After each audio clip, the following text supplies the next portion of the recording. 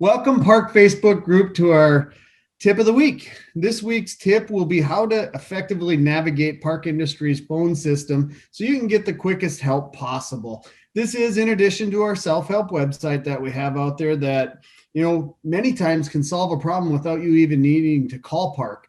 Today with me, I have Josh Ockman from our tech support group. Josh is one of our longtime helpers here that troubleshoots problems. Many of you have probably talked to Josh before being in tech support. Josh spent a few years in field service, and he also did some installs here at Park. Welcome, Josh, and we're glad to have you. Josh, what do you think is the single biggest thing that Park customers should be doing to get through the phone system quickly? What phone number, for instance, should they be calling? Well, thanks for having me, Joe. The best phone number to call is 1-800-785-3391. That will bring you to an automated system. And your best bet to get quickly through the phone system and to get the quickest callback would be calling in with your machine serial number or calling in with your current case number. Perfect. When would you have a current case number, Josh? For instance, is that only if you've been working on a problem with the Park people? How long will a case stay open, for instance?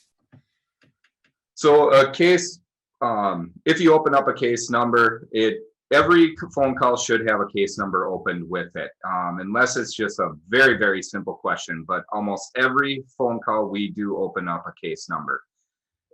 You should always be getting that from your technician, and we close the cases as far as right away if we think the issue is resolved and whoever we're working with thinks we are good, or we also will wait a while just in case you have an intermittent issue or questions that may be ongoing, so you're able to call with that case number. After a certain amount of period of time, if we don't hear from you after a while, then we do close out our cases just to keep our cases organized on who we have to contact and everything. Very good, Josh. If you close out a case, for instance, that doesn't mean that case is gone forever. All them notes, they reside in the system somewhere, right? So if a customer has a closed case and they're like, I think I have this problem again, and I've called in before, that's something you can find, right? Yes, most definitely. It won't let you in the phone system put it in if it is closed out, but you can just enter your machine serial number. You can even leave the voicemail and say that you were working on this case with whoever you were working with, and we will be able to direct you to that person if you would like, or the next available tech will call you back, and we can always reopen that case. There's no limit to it. Even if it was a year or 2 years ago, we can reopen them.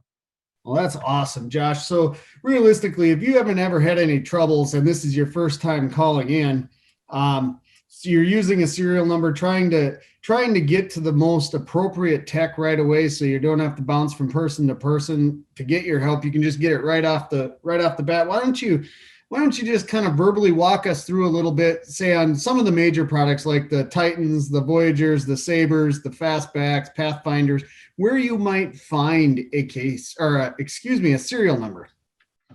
Serial numbers.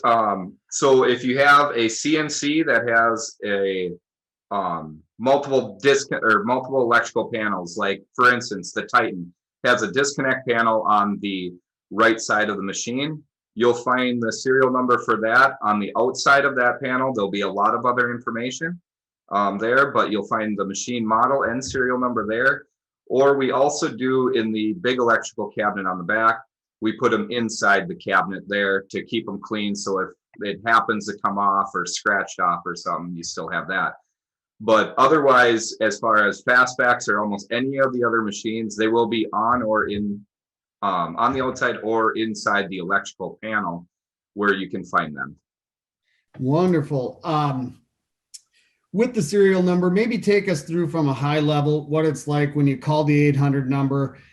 How does it prompt you? What would you expect to hear, and then how do you enter that into the phone system? It seems obvious, but let's just clear the air, so to speak, and make sure when someone does have that first phone call, they know exactly what they're doing. Yeah, so if you call the 1-800 number, it will give you multiple prompts. You can select if you just want to do parts orders, or if you have an issue or questions on the machine, you can select that you have a serial number or case number. And then you can also select field service or software calls. Software calls being you can jump to ELFCAM software issues or Slabsmith issues is what they would help you with. Otherwise, with your serial number, what you want to do there is enter your serial number in. That will get you to the correct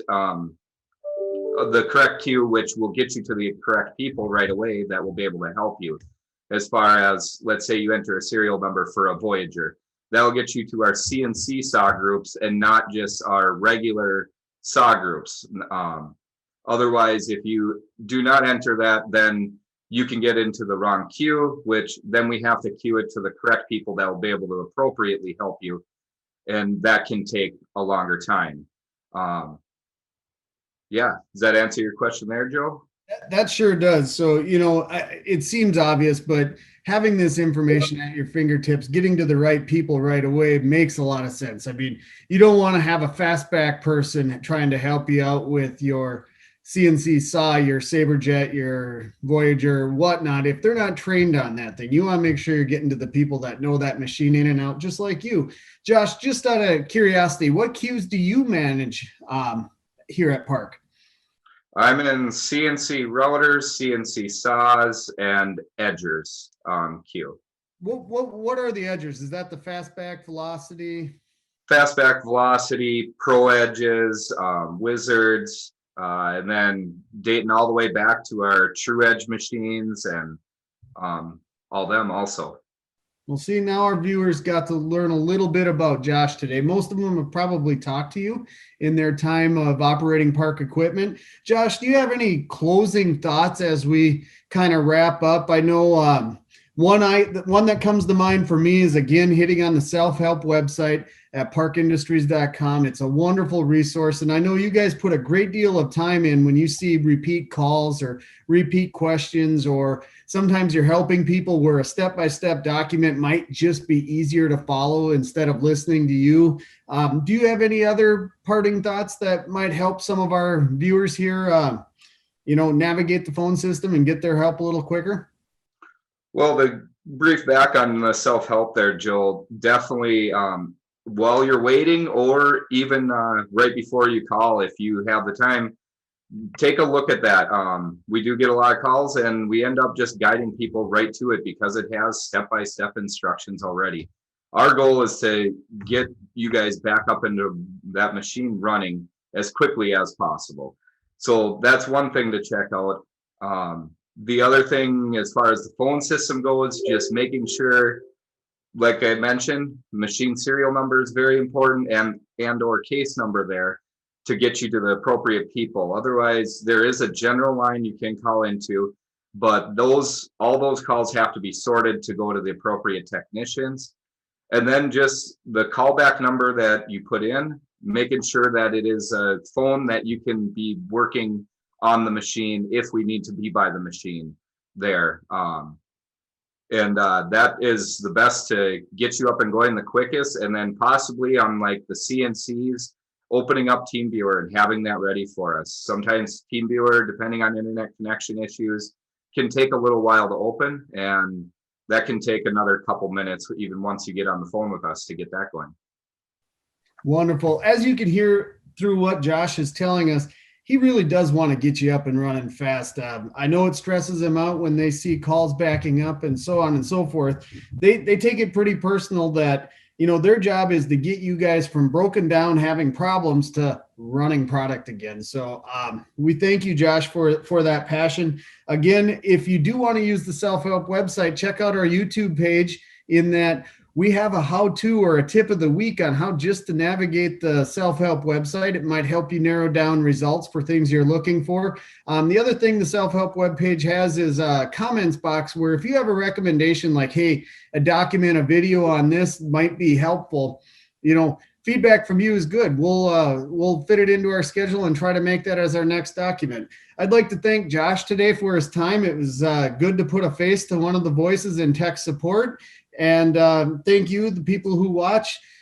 Be sure to use the comments. If you have any requests for future tip of the weeks, we'd be happy to do them.